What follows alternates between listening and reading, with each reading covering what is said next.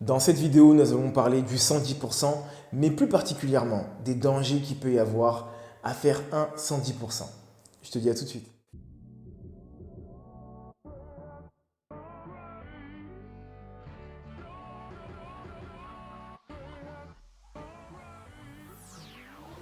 Salut à toi ambitieux, salut à toi ambitieuse, bienvenue sur cette chaîne YBA Courtage. Comme je viens de te le dire, nous allons parler du 110% et des dangers qu'il peut y avoir. Comme tu as pu le remarquer, il y a également de l'écho et un décor qui est différent. Si tu as l'habitude de me suivre, tu dois savoir qu'on est sur le dernier projet auquel j'ai participé, donc qui a été mis en vente, qui a été vendu. Bon, je te laisse regarder les vidéos en rapport avec celle-ci. J'ai voulu changer un peu de décor pour pouvoir te parler du 110% et du financement parce que c'est un thème qui revient très régulièrement et donc je me suis dit tant qu'à faire pour parler d'un thème qui revient régulièrement, il serait peut-être pertinent que je revienne sur un lieu dans lequel tu es déjà venu. Enfin bref, parenthèse fermée par rapport à ça. Nous allons parler dans cette vidéo du 110%, des dangers qu'il y a à faire un 110%.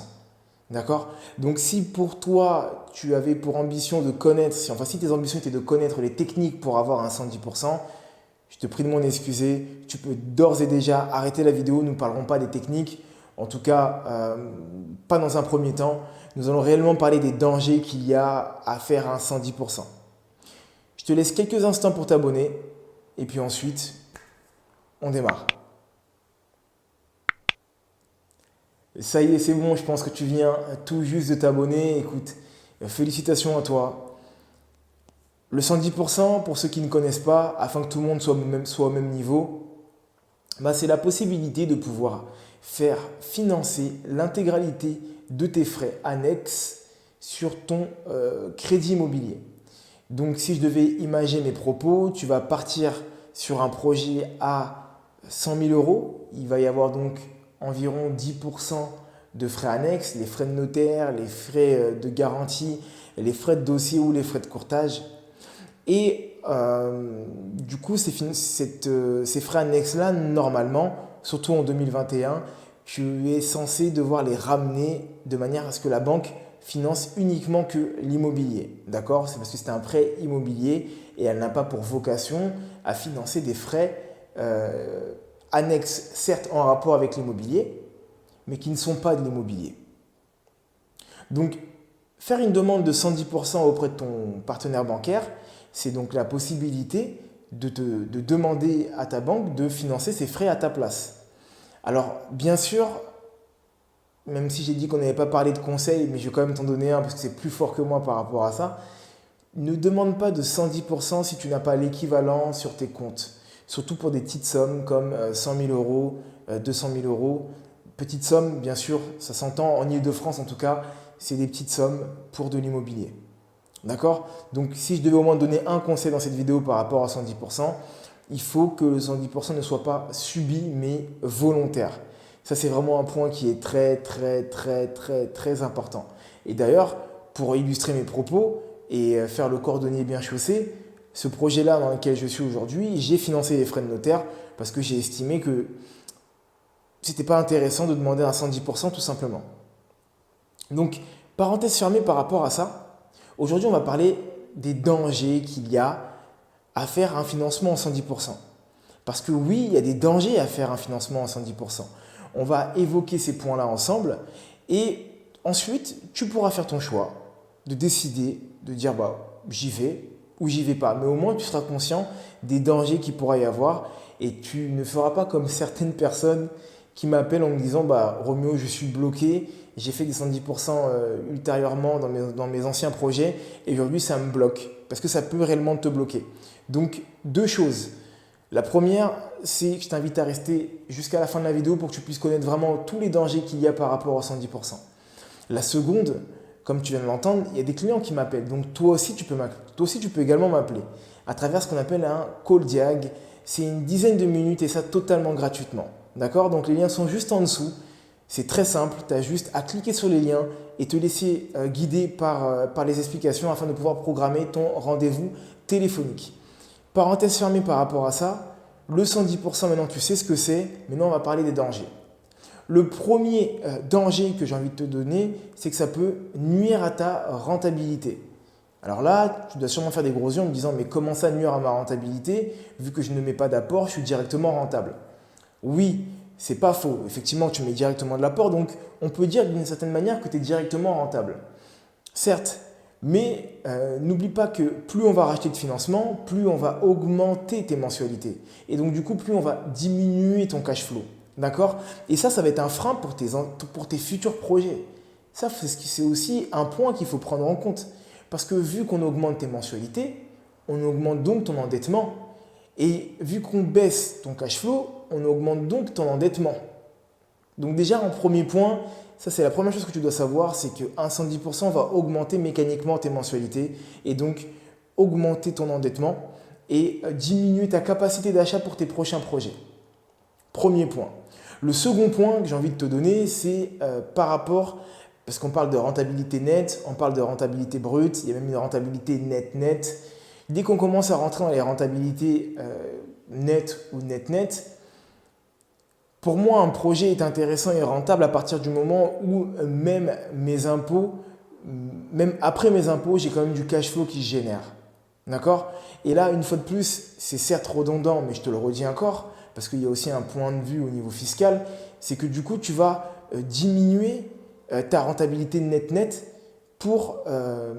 par rapport à tes impôts, par rapport à ta fiscalité. Donc ça, c'est un autre point également que tu dois prendre en compte lorsque tu fais ce type de projet-là. Donc en premier point, tu augmentes ton endettement.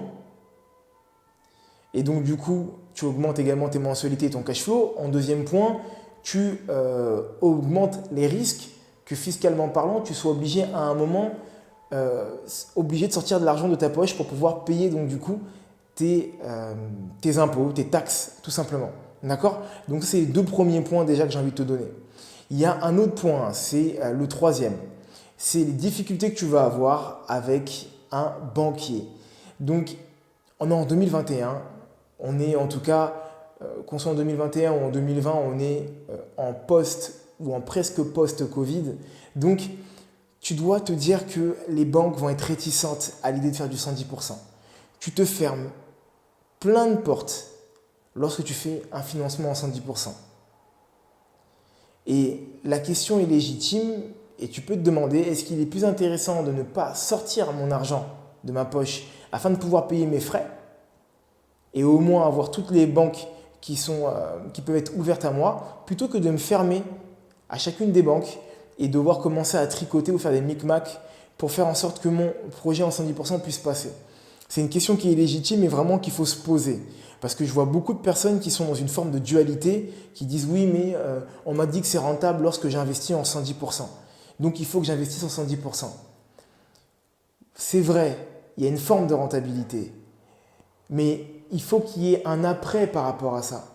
C'est rentable de financer en 110% quand tes deniers, tu les investis ailleurs.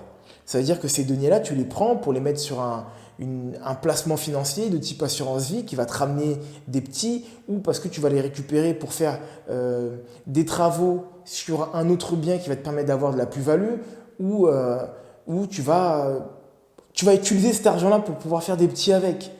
Il y a trop de personnes à qui, lorsque je pose la question et que je leur demande, du coup, avec cet argent, qu'est-ce que tu vas en faire? Je vais la garder près de moi pour être sûr en cas de pépin. Tu veux être sûr en cas de pépin, demande un différé, en fait. Mets ton apport ou une partie de l'apport pour les frais annexes et demande un différé. Tu vois, tu vas baisser tes mensualités et le différé n'aura pas d'impact directement sur ton cash flow. Là, on est dans une solution qui est intéressante. Mais garder ses propres deniers pour juste avoir le plaisir de les garder et de regarder tous les soirs son compte, il n'y a aucun intérêt et ce n'est pas la démarche d'un investisseur. Donc s'il te plaît, lorsque tu veux faire un 110%, pèse le pour et le contre et pose-toi la question de qu'est-ce que tu vas faire de cet argent lorsqu'il restera sur ton compte. Si tu n'as qu'un seul objectif, c'est de garder ton argent au cas où, en fait, ce n'est pas la bonne démarche. D'accord? Parce que tout le processus d'achat, tout le processus d'investissement, ça doit déjà être des questions au cas où. Je dois acheter un bien avec une rentabilité intéressante et une tension locative qui est importante. au cas où s'il devait y avoir une crise, au cas où si je devais revendre mon bien, etc. etc. Je dois acheter un bien où je suis sûr que les travaux, c'est à hauteur de 15 000 ou de 20 000 euros parce que je les ai bien chiffrés. Parce que s'il devait y en avoir plus, bah, ce serait plus intéressant. Enfin bref, les au cas où, et je ne sais pas si tu vois où je vais en venir parce que je finis par me perdre dans mes pensées, les au cas où, tu dois te les poser dans toutes les étapes de ton processus d'investissement. Et pas uniquement sur un point qui est bah, du coup tes propres deniers, donc ton argent que tu as sur ton compte, afin de supposer, on va dire, que tu as une forme de tranquillité parce que tu as tes 10 000, tes 15 000 euros dans ton compte. Donc ça, c'est un autre point. On récapitule, vraiment pour que ça rentre une bonne fois pour toutes dans ta tête. J'ai déjà fait des vidéos par rapport à ça, mais j'ai encore des questions qui reviennent à ce sujet-là. Donc j'ai semblé intéressant de refaire une vidéo avec plus de détails et appuyer sur certains points. En premier point, tu as parlé de tes mensualités, de ton cash flow qui va baisser parce que mécaniquement, tu vas augmenter ton crédit et donc tu vas augmenter ton endettement. En deuxième point, je t'ai parlé que tu vas être peut-être dans le besoin de devoir sortir de ta propre poche pour pouvoir payer tes taxes, d'accord, taxes foncières et autres types de taxes qu'il peut y avoir dans ta ville et dans le lieu, dans le lieu où se trouve ton investissement.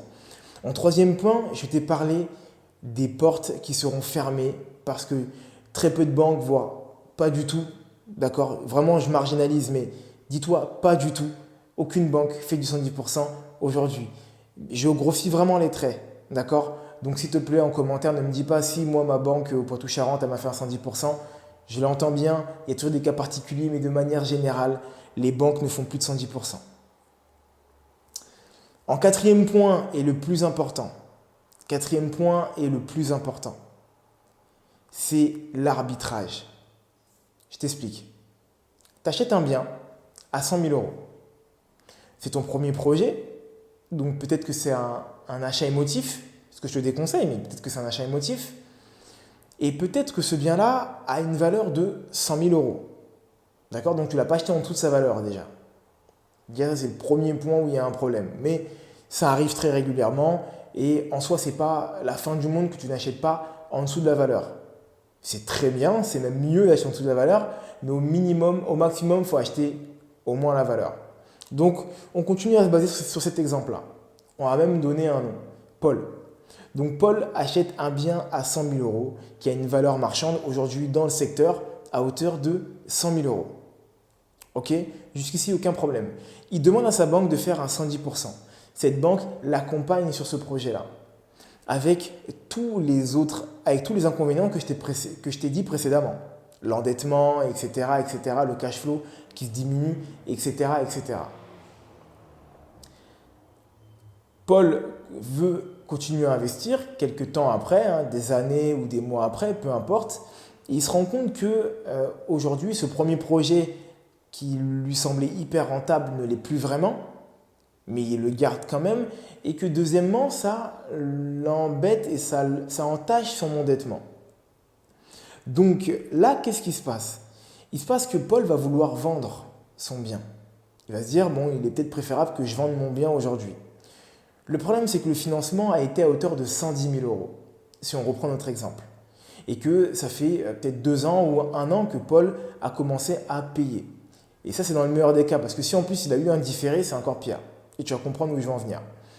Il faut que tu comprennes que durant les 5 premières années d'amortissement, donc le fait que tu payes tous les mois et que tu rembourses ton crédit, donc que tu amortis le crédit que tu as emprunté, tu ne vas pas payer le capital emprunté, mais d'abord et avant tout, et pratiquement même uniquement, les frais annexes. Donc les 5 premières années vont être vont te permettre de payer dûment tes frais annexes, tes 10 000 euros. Et le souci qui se pose, c'est que le bien vaut 100 000 euros, ou peut-être dans le meilleur des cas, 102 000 euros, 103 000 euros, mais il ne vaut pas 110 000 euros ou 108 000 euros. Donc Paul se retrouve bloqué dans une situation qu'il aurait pu éviter s'il n'avait pas fait un financement en 110%. Parce que la banque n'acceptera pas de lever la garantie ou de lever l'hypothèque à partir du moment où tu dois encore des deniers après la vente. En tout cas, elle va avoir un regard sur la vente et ça pose un gros problème parce que plus tu rajoutes d'intermédiaires et plus tu rajoutes des complications à tes projets immobiliers. Ça, c'est vraiment quelque chose qu'il faut que tu mettes vraiment et que tu ancres dans ta tête. Plus il y aura d'intermédiaires dans la chaîne de décision et plus il y aura des complications dans ton projet. Donc, il faut toujours essayer de faire en sorte d'avoir le moins d'intermédiaires possible. Donc, voilà les raisons pour lesquelles, on va y arriver, voilà les raisons pour lesquelles il ne faut pas tout le temps faire un projet en 110%. Maintenant, si tu achètes un bien qui vaut 100 000 euros et tu l'achètes à 70 000 euros, tu as envie de faire un 110%, allons-y, pourquoi pas, fais ton 110%. Sache quand même que les premières années, tu paieras uniquement que les frais annexes et ensuite, tu paieras tout ce qui est en rapport avec vraiment le bien immobilier en lui-même. Mais quand tu achètes à sa valeur ou au-dessus de sa valeur, et quand tu as eu un différé, pour reprendre l'exemple que je disais juste auparavant, il n'est pas intéressant pour toi et même dangereux que tu fasses un financement en 110% parce que les 5 premières années, tu es bloqué avec ce bien si tu ne vends pas au-dessus de la valeur.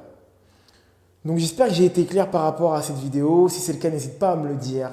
Mets-y un like, mets-moi des comments en dessous, abonne-toi, partage. Bref, fais ce que tu as à faire et fais ta BA. C'est la fin de cette vidéo et j'espère qu'elle t'aura plu. C'était Roméo d'YBA Courtage. Entre-temps ambitieux, entre-temps ambitieuse. Peu importe en vrai à quel moment tu regardes cette vidéo, tout ce que je peux te dire, c'est de continuer à croire en toi et à te former. Bye.